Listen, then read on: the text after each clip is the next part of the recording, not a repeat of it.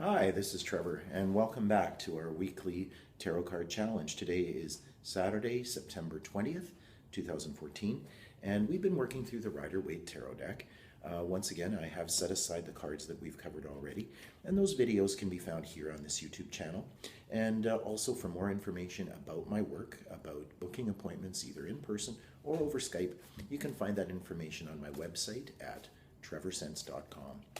So let's get into our card of the week. I'm shuffling the cards and cutting them, and what a beautiful card to have today, the Star.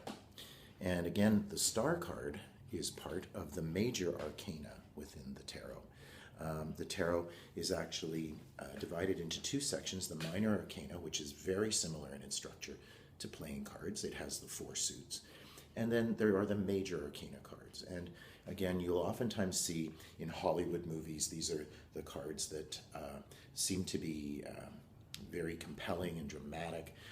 They're the cards that aren't so much about the circumstances themselves, what some would say are the mundane issues, that's the minor arcana cards, but rather the lessons and the archetypes that run through our life situations, sort of like the themes, the lessons, and the morals. And in many areas of esoteric and occult work, the major arcana tie into a process of initiation. You work through them in a particular order, and there are tools that are given to us in our consciousness that kind of aid us in our life journey. So in studying tarot, and in however you're working with it, these are great emblems to be looking at in terms of meditation, to be spending some time with the image in terms of what it says to you. And when we think of a star, I mean, some of the things that immediately come to mind, we refer to people, celebrities, as being stars. We think of a star on a dressing room door or a star on the rise. And let's remember that in ancient times, and even to this day, the stars are used as a form of navigation. If you're at sea and you don't know which way is north or south or east or west, but you can find that little reference point, you can find that little signal that says you are here. So I like to think of the Star card as sometimes those flashes of insight or inspiration outside of just our circumstances that help us to kind of know where we're going. It's like a little flash of inspiration. And when we look at the cards in relation to one another, in the major arcana, there's a sequence. The Star card comes up right after the Tower card, where things get shaken up, where our structures, our things that we thought were defining our life, get kind of knocked over. And sometimes that can be a very distressing time, and yet it's necessary for our growth. So we start getting a sense of things not just based on our circumstances. Some people think they're secure in their job because they get the parking spot closer to the door. Well, that's fine, but what happens when they pave the parking lot? So the Star card is, again, that little flash, that insight.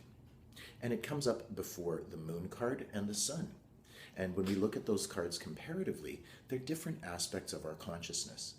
If the Sun is everything out in the light of day, our waking consciousness, it usually has to do with a sense of honesty and openness. The Moon card is very challenging because it is our unconscious energy.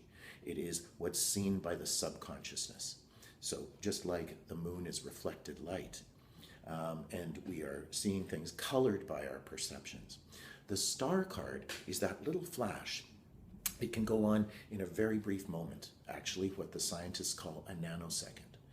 Many people who've had strong, transformative spiritual experiences say something went on in a moment that caused them to wake up, that caused them to see things from a different perspective.